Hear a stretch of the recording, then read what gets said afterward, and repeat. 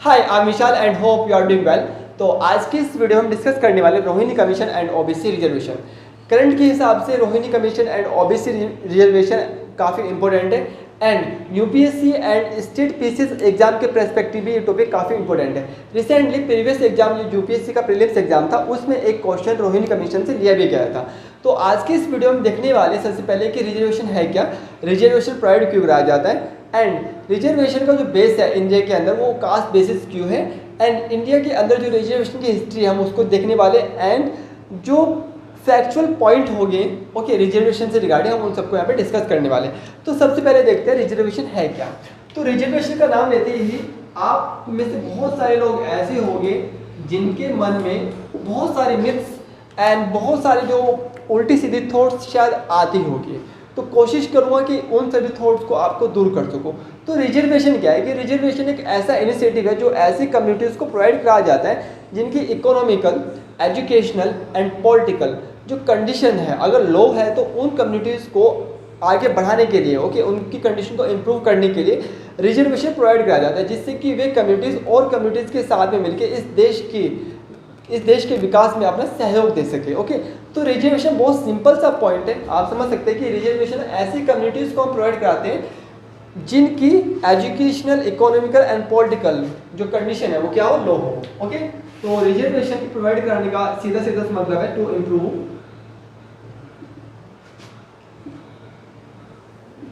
Educational, economical and political condition. तो ये तीनों फैक्टर आपको याद रखने हैं। Okay educational, economical and political. अगर किसी भी कम्युनिटीज़ की ये तीनों पॉइंट्स ओके या फिर इनमें से कोई एक पॉइंट में अगर वो कम्युनिटीज़ लो है तो उस कम्युनिटीज़ को रिजर्वेशन का की हेल्प देके उसको आगे लाया जा सकता है। अभी रिसेंटली हम देख सकते हैं कि AWS ओके जो कि आपका इकोनॉमिकल वीकर सेक्शन या कह सकते हैं कि जो जनरल कम्युनिटीज़ के अंदर या जो जनरल कैटेगरीज के अंदर जिन परिवार की या जिन फैमिलीज़ की इकोनॉमिकल कंडीशन थोड़ी मतलब डाउन थी तो उनको यहाँ पर रिजर्वेशन प्रोवाइड कराया गया, इसको बोलते हैं AWS एंड ये था आपका 10% ओके जो 2009 में मतलब 2019 में इसको दिया गया था। तो अमेंडमेंट कौन था ये 103वां ओके याद रखिएगा 103। तो 103 अमेंडमेंट के अकॉर्डिंग AWS प्रोवाइड कराया गया। AWS का जो मेन पॉइंट था वो था इकोनॉमिकल वीकर सेक्शन, मतलब ऐसी फैमिलीज को ये रिजर्वेशन प्रोवाइड कराना था जिनकी इकोनॉमिक कंडीशन कहते डाउन थी। ओके तो यहाँ पर आप देख सकते हैं इकोनॉमिक कंडीशन। ओके तो ये सबसे इंपॉर्टेंट पॉइंट्स है रिजर्वेशन के अंदर। लेकिन याद रखिएगा जो SC एंड ST कम्युनिटीज़ को जो रिजर्वेशन प्रोवाइड कराया गया है वो कराया गया है अनटचेबिलिटी के बेस पर। किसके ओके अनटचेबिलिटी के बेस पर। तो ये पॉइंट थे किसके बारे में, रिजर्वेशन के बारे में कि रिजर्वेशन है क्या। अब रिजर्वेशन का जो बेस है इंडिया के अंदर वो कास्ट बेस क्यों है, उसका बहुत सिंपल सा फैक्ट है भाई कि अगर हम इंडिया के अंदर जो एशियन टाइम से अगर हिस्ट्री को पढ़े ओके इंडिया के अंदर जो हिंदू मैथोलॉजी है अगर उसको पढ़े तो यहाँ पर हमें पढ़ने को मिल जाएगा मनुस्मृति एंड वहाँ पर आप देख सकते हैं कि जो इंडिया के अंदर सोसाइटी थी उसको 4 पार्ट में डिवाइड किया हुआ था, इसको बोलते हैं वर्ण व्यवस्था एंड इस वर्ण व्यवस्था के अकॉर्डिंग जो सबसे सुप्रीमम थे वे थे ब्राह्मण, देन क्षत्रिय, देन वैश्य, देन शूद्र एंड शूद्र एक ऐसी कम्युनिटी थी जो कि बहुत ज़्यादा डिप्रेस थी एंड इन तीनों कम्युनिटीज़ के लिए वो वर्क करती थी एंड इस कम्युनिटी की इन तीनों पॉइंट्स पर या इन तीनों कंडीशंस पर इनकी जो कंडीशन थी वो काफ़ी लो थी। ओके तो जो आज भी हमें देखने को मिल सकता है, आप समझ सकते हैं कि आज हमें फ्रीडम हुए हुए 77 ईयर्स हो चुके, 77 साल एंड 77 साल होने के बाद भी आप कहीं बहुत सारी जगहों पर आज भी untouchability and low caste and upper caste का मामला इजीली यहाँ पे देखने को मिल सकता है आपको। ओके तो आप समझ सकते हैं कि किस तरह से जो मेंटलिटी है लोगों की वो आज भी चेंज शायद नहीं हुई है। ओके तो यही रीजन है कि जो इंडिया के अंदर जो रिजर्वेशन है वो कास्ट बेसिस है। ओके बिकॉज इंडिया के अंदर अगर हम तीनों फैक्ट को अगर चेक करें तो किसी एक इजीली कम्युनिटी के अंदर देखने को मिल जाएगा। ओके मतलब किसी एक कम्युनिटी के अंदर आपको वहाँ पर economical backwardness political backwardness and educational backwardness easily देखने को मिल सकती है एक ही कम्युनिटी के अंदर। तो दैट्स वाई इंडिया के अंदर जो रिजर्वेशन है वो कास्ट बेसिस है। ओके, अब इंडिया के अंदर जो हिस्ट्री है ओके रिजर्वेशन का वो है क्या, तो सबसे पहले हम चलते हैं 1990 ओके 1919। तो 1919 में ब्रिटिश गवर्नमेंट यहाँ पे थी एंड ब्रिटिश ने यहाँ पर एक एक्ट प्रोवाइड कराया, उसको बोलते हैं 99 का एक्ट। एंड इस एक्ट के दौरान यहाँ पर इंडिया के अंदर काफ़ी सारे पॉलिटिकल चेंजेस हुए एंड इस पॉलिटिकल चेंजेस के दौरान यहाँ पर बोला गया कि इस एक्ट को चेक करने के लिए मतलब देखा जाएगा कि इस एक्ट का कितना इफेक्ट हुआ है इंडिया के अंदर कम्युनिटीज़ पर, तो उसको चेक करने के लिए एक कमीशन भेजा जाएगा एंड वो कमीशन इन्होंने बाद में भेजा था, उसको बोलते हैं साइमन कमीशन। ओके, ध्यान रखना साइमन कमीशन। तो साइमन जो कमीशन जो है वो इंडिया के अंदर वो किस लिए आया था, वो चेक करने के लिए आया था कि 1919 का जो एक्ट था उसका कितना इफेक्ट इंडिया की कम्युनिटीज़ के ऊपर हुआ है कितना नहीं। ओके, तो ये एक्ट ये कमीशन आया था 1928 में। ओके, तो ये अपने आप में अलग हिस्ट्री है, उसको हम डिस्कस यहाँ पे नहीं करेंगे।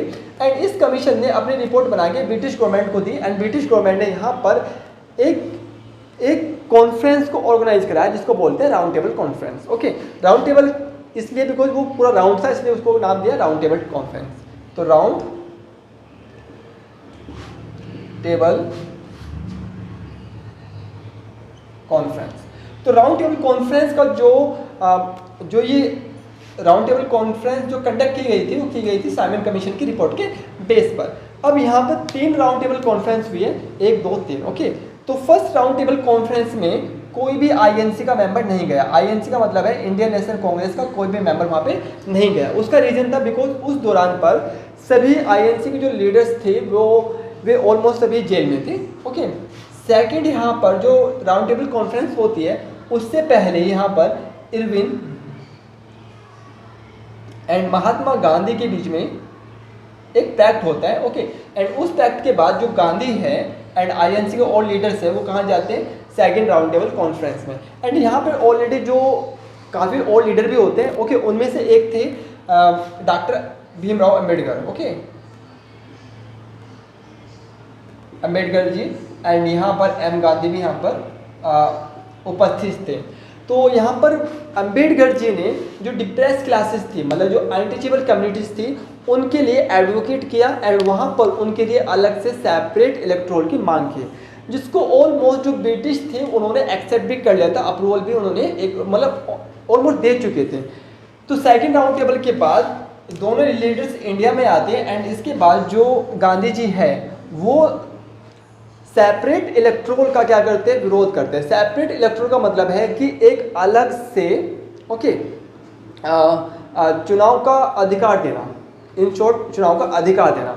तो गांधी जी ने इसको बिल्कुल क्या करा, इसके अगेंस्ट प्रोटेस्ट किया एंड इस प्रोटेस्ट के अगेंस्ट जो अम्बेडकर जी थे उनको झुकना पड़ा, झुकना मान लीजिए या कह लीजिए कि उनको समझौता करना पड़ा किसके साथ, महात्मा गांधी जी के साथ। एंड महात्मा गांधी जी के साथ जो उन्होंने समझौता किया था उसको नाम से जाना जाता है पूना पैक्ट। ओके,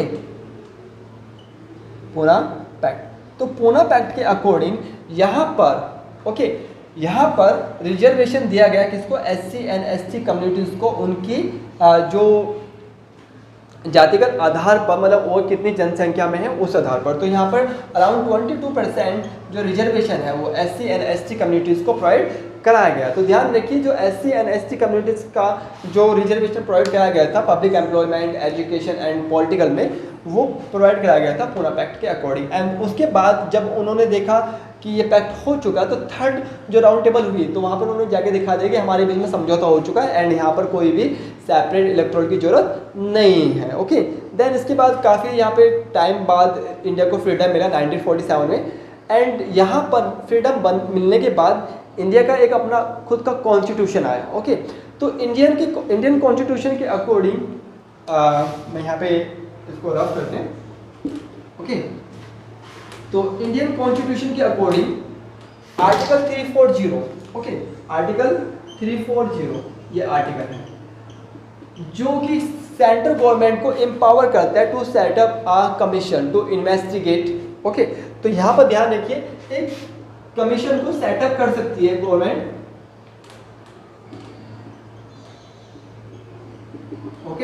कमीशन को सेटअप कर सकती है टू इन्वेस्टिगेट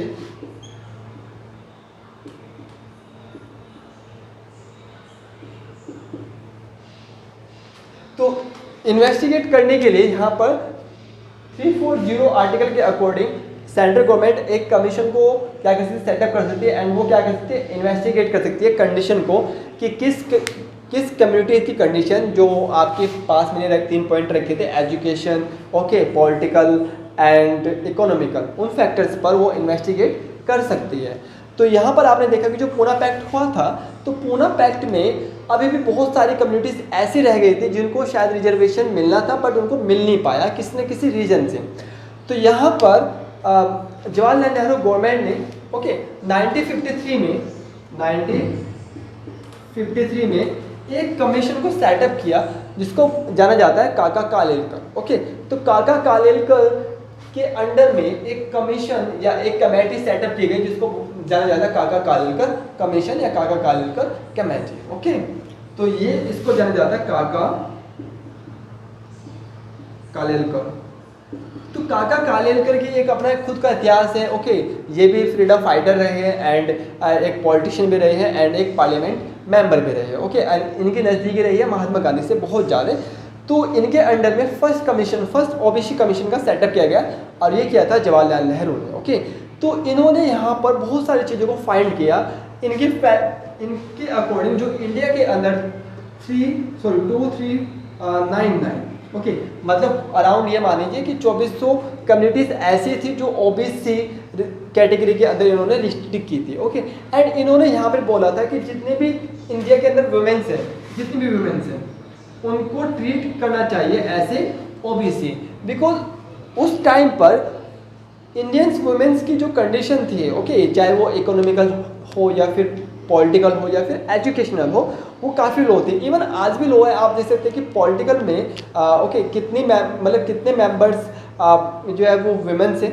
ओके, चाहे वो पार्लियामेंट के अंदर हो या फिर किसी स्टेट लेजिस्लेचर के अंदर हो, तो बहुत ही ना के बराबर है एंड उसको इम्प्रूव शायद करना चाहिए। ओके, तो काका कालेलकर ने बोला कि सभी वुमेन्स को हमें ऐसे ट्रीट करना चाहिए ओबीसी एंड उनको भी रिजर्वेशन देना चाहिए। बट इस कमीशन की जितनी भी रिकमेंडेशन थी उनको रिजेक्ट कर दिया गया एंड उनको कोई भी एक्सेप्ट नहीं किया गया एंड काफ़ी टाइम तक ओबीसी रिजर्वेशन के बारे में किसी ने बात नहीं की। लेकिन आपको पता है कि टाइम तो मोड़ लेते ही है, तो यहाँ पे भी टाइम में मोड़ लिया एंड यहाँ पर जो आईएनसी मतलब जो इंडियन नेशनल कांग्रेस है, ओके, फर्स्ट टाइम उसको रिप्लेस कर यहाँ पर पहले बार गवर्नमेंट बनी जनता दल की। ओके, किसकी? जनता दल एंड जनता दल की जो गवर्नमेंट बनी वो बनी मोरारजी देसाई। तो मोरारजी देसाई के अंडर में पहली गवर्नमेंट बनी जो कि नॉन आईएनसी थी, मतलब इसमें मतलब कांग्रेस का कोई भी मतलब है नहीं था। ओके, तो इस गवर्नमेंट के अंदर जो मोरारजी देसाई के अंडर में जो गवर्नमेंट थी, इस गवर्नमेंट के अंदर काफ़ी सारे लीडर्स ऐसे थे जो ओबीसी कैटेगरी से आते थे एंड वे चाहते थे कि ओबीसी को रिजर्वेशन मिले। ओके, उन लीडर में से मैं आपको नाम कुछ गिनवा सकता हूँ, जैसे कि Mulayam Singh, okay, and Lalu Yadav ji and Chaudhary Charan Singh. तो काफ़ी सारे लीडर थे जो कि ओबीसी कम्युनिटी से आते थे, वे चाहते थे कि यस इन लोगों को क्या मिले, रिजर्वेशन मिले। तो यहाँ पर मोरारजी देसाई ने सेकंड कमीशन को सेटअप किया। ओके, सेकंड कमीशन जो सेटअप किया था वो किया था बीपी मंडल के अंडर में। बीपी मंडल जो थे वे भी एक पॉलिटिशियन थे एंड वो बिहार के चीफ मिनिस्टर भी रह चुके हैं। ओके, तो एक पार्लियामेंट मेंबर भी थे। तो इनके अंडर में सेकंड कमीशन को सेटअप किया गया एंड इसको जाना जाता है मंडल कमीशन के नाम से। किसके नाम से? मंडल कमीशन के नाम से, मंडल कमीशन। तो मंडल कमीशन काफ़ी फेमस भी है, आप सभी ने सुना होगा। ओके, एंड मंडल कमीशन की सिफारिश के बाद ही जो ओबीसी रिजर्वेशन है वो दिया गया था वीपी सिंह के द्वारा। तो मंडल कमीशन जो है वो सेटअप किया था किसने? मोरारजी देसाई ने, जब जनता दल यहाँ पर गवर्नमेंट में आई थी। ओके, तो इस कमीशन ने यहाँ पर फाइंड किया कि इंडिया के अंदर अराउंड 3700 प्लस कम्युनिटीज़ क्या है वो बैकवर्ड है। ओके, मतलब बैकवर्ड क्लास में वो आती है। तो ये फाइंड किया था किसने, मंडल कमीशन ने। एंड इन्होंने बोला था कि अराउंड इंडिया की जो टोटल पॉपुलेशन है उसका क्या है 52%। तो आप समझ सकते हैं कि कितनी बड़ी पॉपुलेशन को क्या करता है, कंसिस्ट करता है। ओके, ये कम्युनिटीज़। तो इन्होंने कहा था कि इस जो ये कम्युनिटीज़ है, इन कम्युनिटीज़ की जो एजुकेशन के बेस पे ले लीजिए, इकोनॉमिकल के बेस पे ले लीजिए, या पॉलिटिकल बेस पे ले लीजिए, कि इन कम्युनिटीज़ की जो कंडीशन है वो काफ़ी डाउन है और काफ़ी वर्स है, तो इसको इम्प्रूव करने के लिए इनको रिजर्वेशन देना ही चाहिए। तो ये रिकमेंडेशन थी किसकी, बीपी मंडल की। तो बीपी मंडल ने यहाँ पे 27% रिजर्वेशन देने की बात कही, लेकिन यहाँ पर जो जनता दल गवर्नमेंट, ओके, जो जनता दल थी, ओके, वो टूट गई थी, उसका कोलिजन हो गया था। बिकॉज यहाँ पर जो जनता दल की गवर्नमेंट बनी थी वो काफ़ी सारे लीडर्स को मिला के बनी थी, एंड उसके बाद भी कुछ टाइम बाद भी अलग अलग हो गए। ओके, तो यहाँ पर जो ये कमीशन था, ओके, इसकी रिकमेंडेशन को काफ़ी टाइम, मतलब जो जनता दल गवर्नमेंट जब गिर गई थी, ओके, दोबारा से क्या आई, आईएनसी दोबारा से गवर्नमेंट में आई, एंड आईएनसी ने मंडल कमीशन पर कोई भी अपना स्टैंड नहीं लिया, एंड उन्होंने इस कमीशन को की जो रिकमेंडेशन थी उसको दरकिनार किया, एंड काफ़ी टाइम तक अवॉइड किया। एंड यहाँ पर सेंटर में फिर दोबारा से अपने आप को पलटा, एंड ये 99+ का जो एरा था, इस एरा में काफ़ी सारी गवर्नमेंट आई। ओके, यहाँ पर एक पहली गवर्नमेंट आई थी वीपी सिंह की। ओके, तो वीपी सिंह प्राइम मिनिस्टर थे, ओके, 1991 के दौरान। एंड वीपी सिंह ने जो मंडल कमीशन की जो सिफारिश थी, ओके, जो रिकमेंडेशन थी, उसको क्या करा, रिकंसिडर किया, एंड उन्होंने 27% जो रिजर्वेशन था उसको अप्लाई कर दिया। ओके, तो यहाँ पर उन्होंने अप्लाई कर दिया 27% रिजर्वेशन को। जब ये रिजर्वेशन दिया गया तो across the India widely protest इसके अगेंस्ट देखने को मिला। ओके, जो कि किया गया था जो अपर कास्ट थी उन लोगों के द्वारा, तो इतना वाइडली प्रोटेस्ट था, तो आप समझ सकते हैं कि कहीं जगह पर बहुत दंगे भी हुए, एंड कहीं जगह पर जो स्टूडेंट थे उन्होंने अपने आप को आग के हवाले भी किया। और मुझे अभी यहाँ पर एक मूवी याद आ रही है, अगर आपको शायद अगर मज़ा आता है मूवी देखने में, तो मैं आपको रिकमेंड करूँगा कि आप यहाँ पर एक मूवी देखिए, नाम है आरक्षण मूवी, एंड उसमें काम किया है अमिताभ बच्चन ने। मैं श्योर हूँ कि वो जो मूवी है वो काफ़ी आपको इंटरेस्टेड लगेगी, एंड काफ़ी जो फैक्चुअल पॉइंट्स है वो शायद आपको वहाँ पे क्लियर हो जाए। ओके, तो यहाँ पर 27% जो रिजर्वेशन है वो दिया गया किसके द्वारा, वीपी सिंह के द्वारा। तो मुझे लगता है कि वीपी सिंह ने शायद इसलिए सोच के दिया होगा आरक्षण इन कम्युनिटीज़ को, क्योंकि यहाँ पर ये जो कम्युनिटीज़ है कंसिस्ट करती है अराउंड 52%। ये एक केवल आंकड़ा है, ओके, और कुछ नहीं। तो अराउंड 52% जो कम्युनिटीज़ थी वो कौन थी, बैकवर्ड। और आपको पता होना चाहिए कि सेंटर के अंदर अगर आपको पीएम बनना है तो आपके पास हद से 30-35% वोट हो जाए तो आप आराम से प्राइम मिनिस्टर बन सकते हैं। ओके, तो यहाँ पर इनके मन में भी शायद यही होगा, क्योंकि पॉलिटिकल लीडर है, हमेशा चाहते हैं कि उनके फ़ायदे और नुकसान को हमेशा भी देखते हैं। तो वीपी सिंह ने शायद ऐसा सोचा होगा कि अगर इस कम्युनिटीज़ को क्या करते हैं, आरक्षण दे दे, तो ये मुझसे खुश हो जाएगी, और खुश होते ही इस 52% में से अगर मुझे 25% ने भी वोट दे दिया तो मुझे कोई भी प्रधानमंत्री बनने से अगली बार नहीं रोक सकता।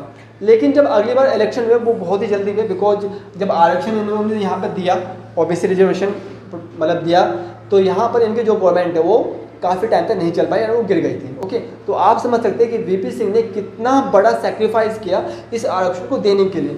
लेकिन इन कम्युनिटीज़ ने, ओके, जिसमें मैं भी आता हूँ, मैं भी खुद ओबीसी से हूँ, तो इन कम्युनिटीज़ ने वीपी सिंह को शायद दोबारा से जो वोट उनको चाहिए था या वे एक्सपेक्टेड कर रहे थे शायद उनको नहीं दिया। तो अब नेक्स्ट जो इलेक्शन थे वो बिल्कुल इनके जो उम्मीद है उससे अलग ही रहा है। ओके, तो यहाँ पर जो वाइडली प्रोटेस्ट हुआ, एंड इसके बाद यहाँ पर एक एडवोकेट है इंदिरा साहनी। ओके, इंदिरा साहनी जो है वो गई supreme court. Okay, Indira Sahni, तो इंदिरा साहनी वे इस आरक्षण के अगेंस्ट कहाँ पे गई, supreme court, form to supreme court SC. And यहाँ पर सुप्रीम कोर्ट ने जो है रिजर्वेशन पे कुछ रेस्ट्रिक्शन यहाँ पर प्रोवाइड कराई।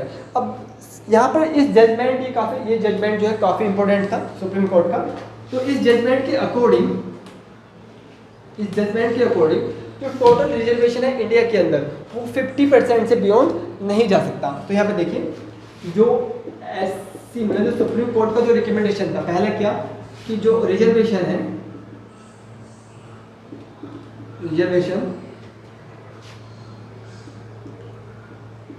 Can not be beyond 50%। तो जो SC, ST and OBC okay जो अदर जो रिजर्वेशन सब मिला के वो 50% से अबव नहीं जा सकता। लेकिन अभी AWS का जो रिजर्वेशन प्रोवाइड कराया गया था तो उसके ऊपर अभी बहुत सारी चीज़ें मतलब चल रही है, वो अलग बात है। एंड दूसरा ये कि जो OBC रिजर्वेशन था उसको दो पार्ट में डिवाइड किया, एक क्रीमी लेयर एंड दूसरा आपका नॉन क्रीमी लेयर। ओके तो यहाँ पर क्रीमी लेयर का मतलब था कि ऐसी फैमिली जिनकी जो मतलब वहाँ पर एक क्राइटेरिया रखा गया इनकम का जो आज प्रेजेंट के अकॉर्डिंग 8 लाख से अबव। ओके तो जिन फैमिलीज की इनकम 8 लाख से अबव है OBC के अंदर उनको OBC का जो बेनिफिट है वो नहीं मिलेगा। ओके एंड जिन फैमिली की इनकम 8 लाख से कम है उनको OBC रिजर्वेशन का बेनिफिट मिलेगा। तो ये था OBC रिजर्वेशन के बारे में। ओके अब यहाँ पर हम देख लेते हैं कि जो EWS रिजर्वेशन है ओके वो जो रिसेंटली प्रोवाइड कराया गया मतलब गवर्नमेंट के द्वारा ओके इकोनॉमिकल वेकर सेक्शन जो जनरल कैटेगरीज के अंदर है तो वो कराया गया था। मैंने जैसे आपको बताया था कि उसको कराने के लिए यहाँ पर जो गवर्नमेंट है वो अमेंडमेंट लाई कौन सा 103 एंड उसका जो बेस था वो केवल बेस था इकोनॉमिकल वेकर सेक्शन। और यहाँ पर आप याद रखिए कि जब इकोनॉमिकल वेकर सेक्शन के बेस पर जो गवर्नमेंट ने 2019 में जो रिजर्वेशन प्रोवाइड कराया उस टाइम पे शायद किसी भी OBC ने या किसी भी SC कम्युनिटी या ST कम्युनिटीज़ ने कोई भी प्रोटेस्ट नहीं किया होगा। ओके एंड अब हम देख लेते हैं कि जो रोहिणी कमीशन है तो रोहिणी कमीशन है क्या एंड उसकी जो रिकमेंडेशन थी वो है क्या। ओके तो सबसे पहले हमें यहाँ पर आप करना पड़ेगा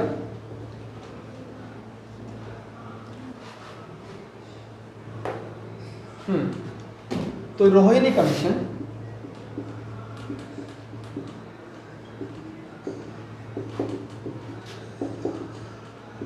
रोहिणी कमीशन तो रोहिणी कमीशन जो अभी रिसेंटली सेटअप किया गया था ओके एंड इस कमीशन ने काफ़ी लंबा टाइम लिया अपनी रिपोर्ट सबमिट करने के लिए बिकॉज हर बार जो कोविड का बहाना बना के मतलब इसको एक्सटेंड कर दिया गया। ओके तो वो अलग बात है लेकिन इस कमेटी के अकॉर्डिंग जो इसके पॉइंट्स हैं हम केवल उनको डिस्कस करेंगे, कितना टाइम लिया कितना नहीं उससे हमको मतलब है नहीं। ओके तो यहाँ इस कमेटी ने फाइंड किया कि इंडिया के अंदर अराउंड 92900 ओके मतलब 2900 जो कम्युनिटीज़ है वो क्या है OBC है। ओके अराउंड इतनी कम्युनिटीज़ एंड यहाँ पे इन्होंने फाइंड किया कि इस कम्युनिटीज़ में ओके केवल 25% जो OBC कम्युनिटीज़ हैं वो होल्ड की हुई है 97% रिजर्वेशन को। कितने को 97% रिजर्वेशन को। तो आप समझ सकते हैं कि 25% OBC जो कम्युनिटीज़ हैं वो होल्ड किए हुए किसको 97% रिजर्वेशन को। सेकंड पॉइंट उन्होंने बताया कि 10 कम्युनिटीज़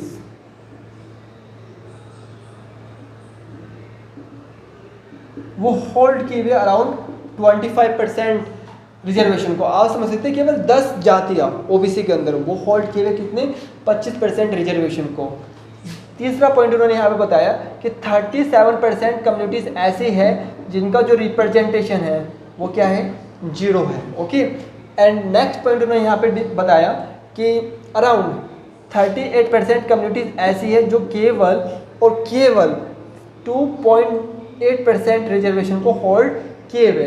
तो आप समझ सकते हैं कि किस तरह से जो OBC रिजर्वेशन है वो एक तरफ या कुछ खास कम्युनिटीज़ पे क्या झुका हुआ है मतलब उन पे मेहरबान है। ओके तो यहाँ पर रोहिणी कमीशन ने रिकमेंडेड किया है कि जो OBC रिजर्वेशन है अगर उसको हम कैटराइज कर दें मतलब 3 भागों में अगर बांट दें तो जो बाकी कम्युनिटीज़ है जिनको आज तक रिजर्वेशन का फ़ायदा नहीं मिला शायद उनको आगे रिजर्वेशन का फ़ायदा मिले एंड वे कम्युनिटीज़ सामने उभर के आए एंड वे भी इस देश की तरक्की में अपना योगदान दें। तो ये थी रोहिणी कमीशन की रिकमेंडेशन। तो मिलते हैं आपसे नेक्स्ट वीडियो में। तो यहाँ पर एक बच्चे ने कमेंट किया था रिसेंटली एक वीडियो पे तो उसने लिखा था consistency is the key of success. तो yes is the best motivation for me and आपके लिए भी बिकॉज मैं तो ये कहूँगा कि don't run after motivation and motivator. Okay because वो किसी भी काम के नहीं आने वाले आपके। अगर आपको मोटिवेशन चाहिए तो then go to your parents and look into their eyes. तो आपको इतना मोटिवेशन मिलेगा शायद वो आपको इस दुनिया में कहीं नहीं मिलने वाला। ओके क्योंकि बेस्ट मोटिवेटर आपके जो पेरेंट्स है, वो आपके फादर हो सकते हैं, मदर हो सकती है, आपकी सिस्टर हो सकती है, आपकी बहन हो सकती है, कोई भी हो सकता है परिवार में, तो उनसे बेस्ट मोटिवेटर कोई नहीं मिलने वाला। और मोटिवेशन को छोड़े यार, आप अपने जो भी आपका गोल है ओके, उसको कॉन्टिन्यूस बनाए रखिए, उसमें कंसिस्टेंसी रखिए।